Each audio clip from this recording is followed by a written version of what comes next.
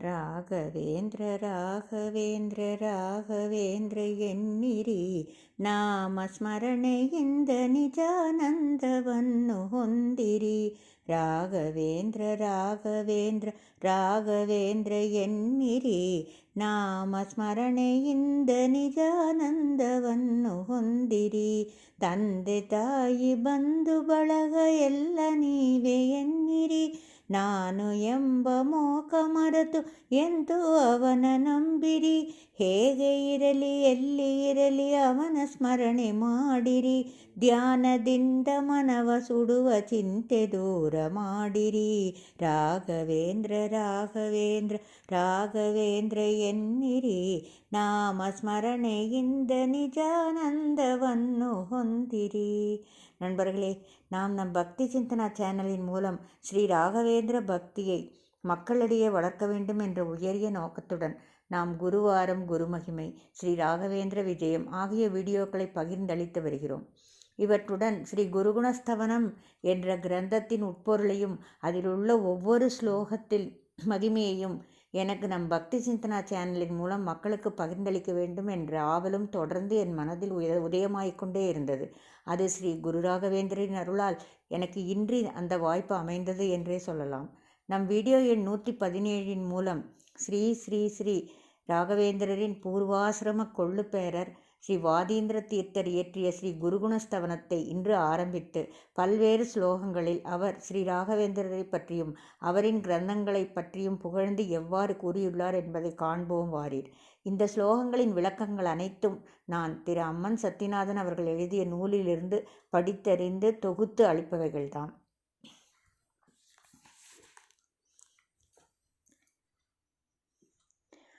ஆதியிலே நாம் செய்த புண்ணியத்தால் தான் இப்பிறவியில் ஸ்ரீ குருராஜரை வணங்குகின்ற பேற்றினை பெற்றிருக்கின்றோம். ஸ்ரீ ராகவேந்திர சுவாமிகளை உள்ளன்போடு திடபக்தியோடு தொழுவோர்க்கெல்லாம் அவரின் அருளும் அனுகிரகமும் கிடைக்கும் பாங்கு இருக்கிறதே.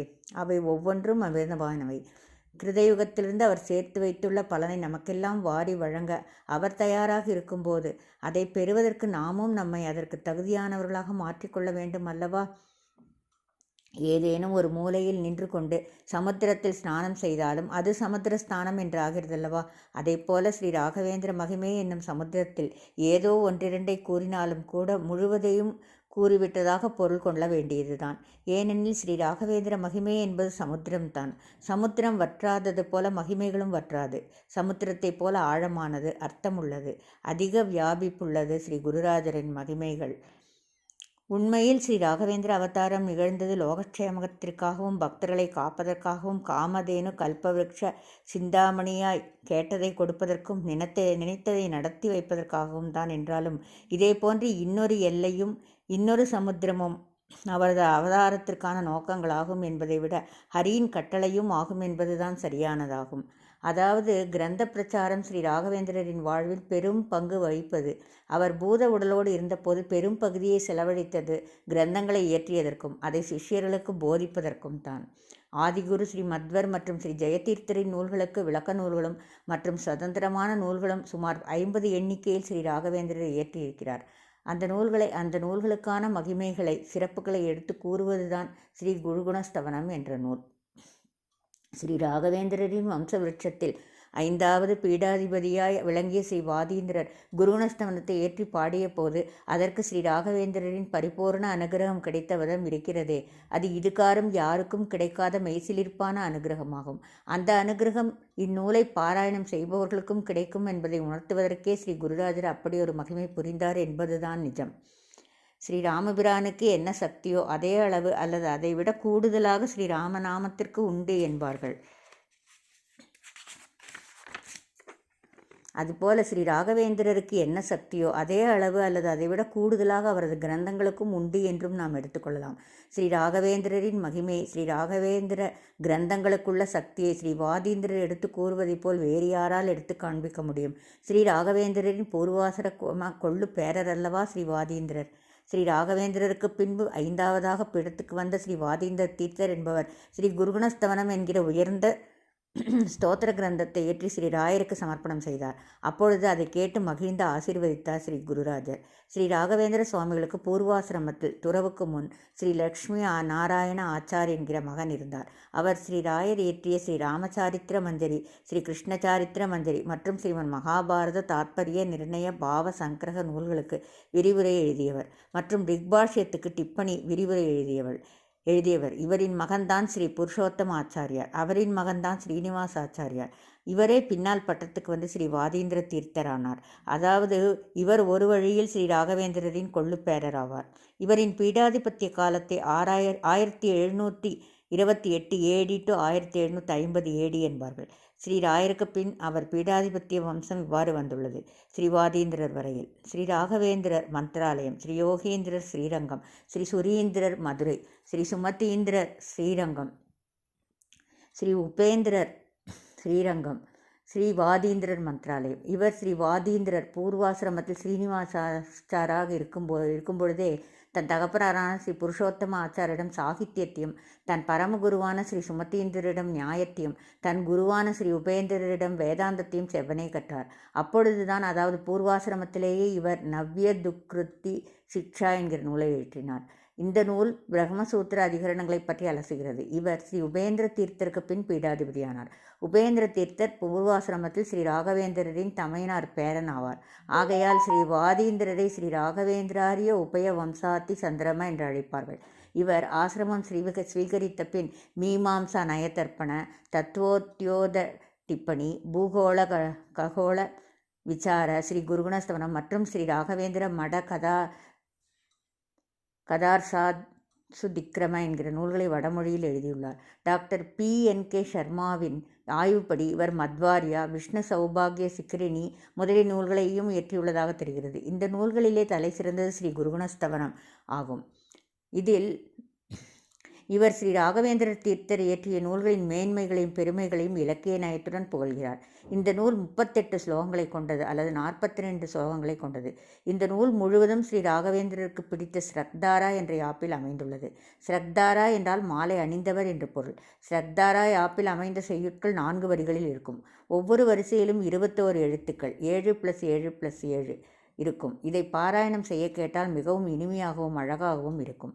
இவர் பட்டத்தை தன் பூர்வாசிரம சகோதரரான ஸ்ரீ வேணுகோபால ஆச்சாரியரின் ஜேஷ்ட குமாரரான புருஷோத்தம ஆச்சாரியருக்கு கொடுத்தார்.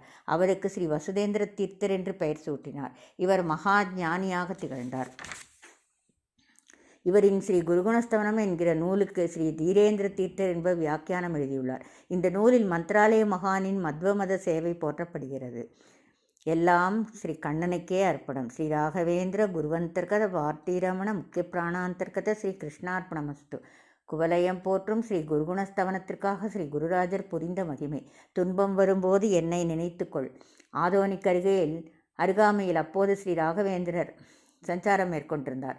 கானகத்திலே ஆடு மாடு மேய்த்து கொண்டிருந்த வெங்கண்ணன் என்னும் சிறுவன் இன்னாரென்று கூட அறியாமல் ஏதோ ஒரு சந்நியாசி அவரிடமாவது தனது மனக்குமரலை கேட்கலாம் என்று ஓடோடி நின்றான். ஏனப்பா உன் விழிகளில் நீர், முகத்திலே சோகம்?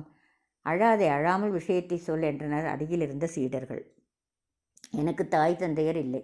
அதனால் தாய் மாமன் பராமரிப்பில் வளர்கிறேன். என்னையொத்த சிறுவர்களைப் போல் நான் குருகுலம் செல்லாமல் ஆடு மாடு மேய்ப்பது என் மாமாவால் தான்.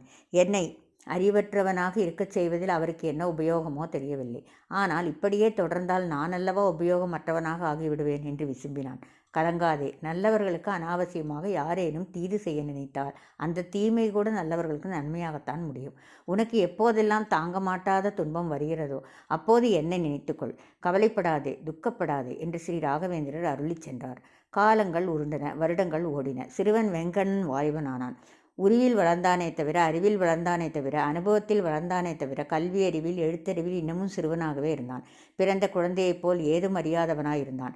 அப்படி இருக்கையில் ஊருக்குள் ஒரு நாள் இருக்கையில் ஒரு ஊரு வந்து சேர்ந்தது ஸ்ரீ வெங்கண்ணனுக்கு. ஓம் ஸ்ரீ ராகவேந்திராய நமக நிகழ்த்திய மகிமை. அப்பகுதியின் சிற்றரசனாய் இருந்த நவாப் சித்தி மசூத்கான் நிலவை வசூல் செய்யும் பொருட்டு அவ்வூரின் வீதியின் வழியே குதிரை மீது வந்து கொண்டிருந்தான். அப்போது டெல்லி பாதுஷாவிடமிருந்து ஒரு ஓலை வந்தது. அதை யாரை விட்டு படிக்கச் சொல்லலாம் என எண்ணி சாலையின் இரு மருங்கிலும் நோட்டம் விட்டபோது நாமங்களை தரித்து கொண்டு நின்றிருந்த வெங்கடனை அழைத்து படிக்கச் சொன்னான். தனக்கு எழுத படிக்க தெரியாது என்று வெங்கடன் சொன்னதை சித்தி மசூத்கான் நம்ப மறுத்தான். என்னையா அவமானப்படுத்த நினைக்கிறாய்? இதை படிக்காவிடில் உன்னை சிரச்சேதம் செய்யவும் தயங்க மாட்டேன் என்று வாளை உருவியதும் வெங்கடனை விட ஊராரெல்லாம் நடுங்கினரே தவிர உண்மையை எடுத்துச் சொல்ல யாரும் முன்வரவில்லை. அத்துணை ராஜபயம். சித்தி மசூத்கான் முறைத்ததும் நிலைமை விபரீதமாவதைக் கண்டு அன்று கானகத்தில் கூறினாரே, துன்பம் வரும்போது என்னை ஸ்மரித்துக்கொள் என்று என ஸ்ரீ ராகவேந்திரர் உரைத்தது நினைவில் வர, ஓம் ஸ்ரீ ராகவேந்திராய நமக, ஓம் ஸ்ரீ ராகவேந்திராய நமக, ஓம் ஸ்ரீ ராகவேந்திராய நமக என்று மனத்துள் ஸ்மரித்து கொண்டதும் அந்த ஓலையில் இருந்த வாசகங்களெல்லாம் வெங்கண்ணன் செவியில் விழ அதை அவன் அப்படியே சொன்னான். அதாவது வெங்கடனே ஓலையை படிப்பது போல் இருந்தது அது. நல்ல செய்தியை படித்து சொன்ன வெங்கடனையே அப்பகுதிக்கு திவானாக்கினான் சித்தி மசூத்கான். தனக்கு படிப்பறிவில்லை, ஸ்ரீ ராகவேந்திரரின் மகிமையால் தான் படித்தேன் என்று பலமுறை திவான் வெங்கண்ணபன் சொல்லியும் மசூத்கான் நம்பவில்லை. பயத்தில் படிக்கத் தெரியாது என்றாய், வாளை எடுத்ததும் படித்தாய். இதுதான் நடந்தது. இதிலே எங்கோ இருக்கும் ராகவேந்திரரை ஏன் அழைக்கிறாய் என்று மசூத்கானும் சொல்லி வந்தான். ஆனால் அதற்கும் ஒரு விடை இருந்தது. மாஞ்சாலத்தை பெற ஸ்ரீ ராகவேந்திரர் புரிந்த மகிமை. மேலும் வருடங்கள் ஓடின. ஸ்ரீ ராகவேந்திர சுவாமிகள் தாம் பிருந்தாவன பிரவேசம் செய்வதற்கு ஏற்ற இடத்தினை பெறுவதற்காக மீண்டும் ஆதோனி அருகில் வந்து கொண்டிருப்பதை அறிந்த திவான் அவசரமாக அரசரிடம் அனுமதி பெற்று ஸ்ரீ ராகவேந்திரரை தடபுடலாக எதிர்கொண்டு அழைத்து வந்து அரண்மனையில் தங்க வைத்தான். அப்போது ஒரு நாள் ராகவேந்திரரை சோதிக்க திவான் சொல்வது சரிதானா என்பதை சரிபார்க்க பூஜை நேரத்தில் மாமிசத்தை வஸ்திரத்தால் மூடி அனுப்ப அது மலராய் கனியாய் மாறியது கண்டு சித்தி மசூத்கானும் மனம் மாறினான். தன் ராஜ்யத்தையே தர முன்வந்த போது மாஞ்சாலத்தை மட்டும் கேட்டு பெற்றுக்கொண்டார் ஸ்ரீ ராகவேந்திரர். அவர் வந்ததன் நோக்கமும் அதுதானே. அந்த மாஞ்சாலத்தில் தாம் பிரகலாதராக இருந்தபோது யாகம் செய்த இடத்தில் பிருந்தாவனம் அமைய வேண்டும் என்று சொல்லி அதற்கான கல்லை மாதாவரத்திலிருந்து கொணர வேண்டும் என்று சொல்லி பஞ்சமுகியில்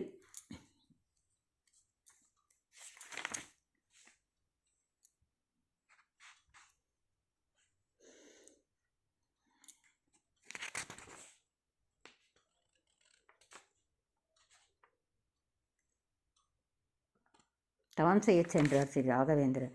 முதலில் செய்த பிருந்தாவனம் காலியாய் இருக்கட்டும்.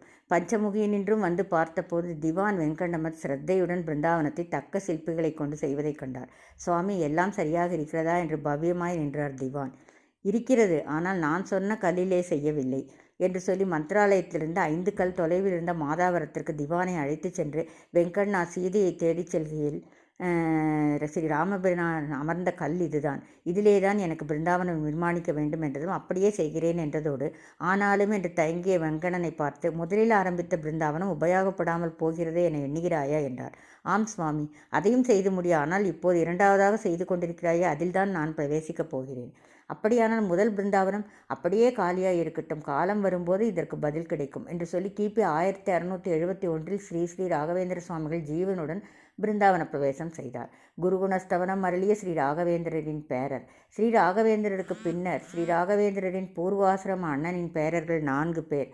ஸ்ரீ யோகீந்திரர், ஸ்ரீ சுரீந்திரர், ஸ்ரீ சுமதீந்திரர், ஸ்ரீ உபேந்திரர் என வரிசையாய் பீடத்துக்கு வருகிறார்கள். ஸ்ரீ உபேந்திரருக்கு பின் ஸ்ரீ வாதீந்திரர் பட்டத்திற்கு வருகிறார். ஸ்ரீ ராகவேந்திரருக்கு பூர்வாசிரமத்தில் லட்சுமி நாராயணன் என்றொரு மகன் இருந்தார்.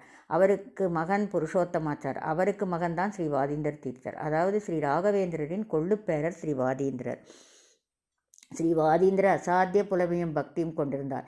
கிபி 1728 முதல் பீடத்தில் அமர்ந்து நன்கு ஸ்ரீமடத்தை நிர்வகித்து வந்தார். கிரந்தங்களை எழுதி கொண்டும் சஞ்சாரம் மேற்கொண்டும் சகலருக்கும் அனுகிரகித்து கொண்டும் இருந்தார். கிபி 1749 இனி மந்திராலயத்திலேயே இருப்பதென தீர்மானித்தார் ஸ்ரீ வாதீந்திரர். ஸ்ரீ ராகவேந்திரரின் கிரந்தங்களை புகழ்ந்து குருகுணஸ்தவனம் எனும் கிரந்தத்தை எழுதினார். அப்படி எழுதியதை ஸ்ரீ ராகவேந்திர மூல பிருந்தாவனத்தின் முன் நின்று அரங்கேற்ற முடிவெடுத்தார். ஸ்ரீ குருராஜர் அசைந்தாடி அருள் புரிந்த குருகுணஸ்தவனம்.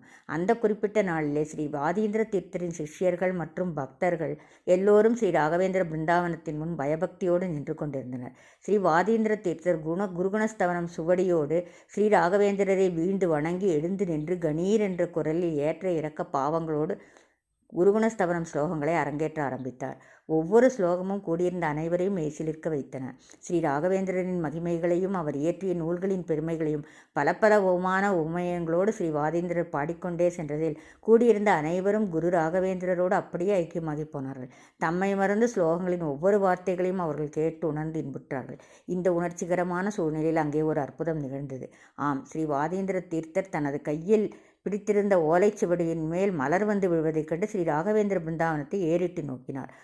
என்னே ஆச்சரியம்! அங்கே ஸ்ரீ ராகவேந்திர பிருந்தாவனம் அசைந்தாடி கொண்டிருந்தது. சிஷ்யர்களும் பக்தர்களும் பரவசமாயினர். வாதீந்திர தீர்த்தரோ மூர்ச்சியாகும் நிலைக்கே வந்துவிட்டார். ஆஹா குருராஜா, நீர் இவ்வளவு நேரமாக பிருந்தாவனத்துக்குள்ளிருந்து என்னை எனது ஸ்லோகங்களை ஆசீர்வதித்தீரோ? உம்மை மறந்து நீரும் ஆடியதால் பிருந்தாவனமும் ஆடியதோ? இந்த ஸ்லோகங்களில் மூழ்கி உம்மையே மானசீகமாக கண்டு கொண்டிருந்ததில் உமது பிருந்தாவனத்தை இதுவரையில் பார்க்காமல் விட்டுவிட்டேனே. இந்த சிறியேன் எழுதிய நூலை இப்படியொரு விதத்தில் தத்ரூபமாக ஆசீர்வதிப்பீர்கள் என்று நான் நினைத்துக்கூட பார்க்கவில்லை. ஆஹா ஆஹா, என்னே என் பாக்கியம் என்று வாதீந்திரர் தன்னை மறந்து உருகினார். உண்மையில் ஸ்ரீ ராகவேந்திரர் பூமியின் மேற்பரப்பில் அமர்ந்திருக்கவில்லை, பூமிக்கு கீழே அமர்ந்திருக்கிறார். ஸ்ரீ வாதீந்திரர் அரங்கேற்றிய குருகுணஸ்தவனத்தை ஸ்ரீ குருராஜரும் மெய்மறந்து கேட்டு ஆனந்தித்து தன்னை அறியாமல் அசைந்து ஆடியிருக்கிறார். தான் அனுபவித்து கேட்டது, தான் அசைந்தது வெளியில் உள்ளவர்களுக்கும் தெரிய வேண்டும் என்றுதான் தனது பிருந்தாவனத்தை, பூமிக்கு மேற்புறமுள்ள பிருந்தாவனத்தையும் அசைத்து காண்பித்திருக்கிறார். அப்படி அசைந்த போதுதான் மூல பிருந்தாவனத்தின் மீதிருந்த புஷ்பங்கள் குருகுணஸ்தவன கிரந்தத்தின் மீது விழுந்தது. இதைவிட இந்த நூலுக்கு வேறென்ன பெருமை வேண்டும்? இதை பாராயணம் செய்தால் நமக்கும் நாம் கேட்கும் வரங்களையும் அசைந்தாடி இசைந்து கொடுப்பார் ஸ்ரீ குருராஜர் என்பது திண்ணம். இந்த நிகழ்ச்சியினால் நமக்கு இன்னும் ஒன்றும் தெளிவாகிறது. அதாவது ஸ்ரீ ராகவேந்திர சுவாமிகள் பிருந்தாவன பிரவேசம் செய்யும்போது தான் இன்னும் 700 ஆண்டுகள் ஜீவசரீரத்துடன் பிருந்தாவனத்துள் வாசம் செய்யப்போவதாயும் அதன் அறிகுறியாய் நாடெங்கிலும் 700 மிருத்திகா பிருந்தாவனங்கள் தோன்றும் என்றும் அருளினார். அதற்கேற்ப இப்போது நிறைய மிருத்திகா பிருந்தாவனங்கள், மந்திராலய மூல பிருந்தாவன மண்ணை பிரதிஷ்டை செய்த பிருந்தாவனங்கள் தோன்றிக்கொண்டே இருப்பதை நாமே கண்டு கொண்டிருக்கிறோம். தான் பிருந்தாவனத்துள் ஜீவசரீரத்துடன் இருப்பதை மற்றவருக்கு உணர்த்தும் பொருட்டு இந்த பிருந்தாவன நர்த்தக அனுகிரகம் நிகழ்ந்துள்ளது. ஸ்ரீ வாதீந்திரருக்கு தனது பிருந்தாவனத்தை அசைத்து அனுகிரகித்தது போல இந்த நூலை பக்தி சிரத்தையுடன் நாம் பாராயணம் செய்தால் நமக்கும் அனுகிரகிப்பார். 79 ஆண்டுகள் ஸ்ரீ வாதீந்திரருக்காக காத்திருந்த பிருந்தாவனம். குருகுணஸ்தவன அரங்கேற்றத்துக்கு பின்னரும் ஸ்ரீ வாதீந்திரர் வழக்கம் போல் தனது பணிகளில் ஈடுபட்டிருந்தார். சிஷ்யர்களுக்கு பாடம் சொல்லித் தருவதிலும் மற்ற ஸ்ரீமடத்து வேலைகளிலும் சிறப்புடன் விளங்கினார். குரு ராகவேந்திரா, எனது அந்திம காலம் நெருங்குவதை என்னால் உணர முடிகிறது. ஆனால் உம்மை விட்டு பிரிய, உம்மை விட்டு வேறிடம் செல்ல மனம் மறிக்கிறது. என்னை அருகிலேயே இருத்தி கொள்ள வேண்டும் குருராஜா என்று தனக்குள்ளேயே பிரார்த்தித்து வந்தார். ஒரு நாள் அதிகாலையில் ஸ்ரீ வாதீந்திரரின் சிஷ்யர் ஒருவரின் கனவில் ஸ்ரீ ராகவேந்திரர் தோன்றினார். எனது பிருந்தாவனத்திற்கு அருகிலுள்ள பிருந்தாவனம் முதலில் செய்யப்பட்ட பிருந்தாவனம். ஏன் வெற்றிடமாகவே இருந்தது தெரியுமா?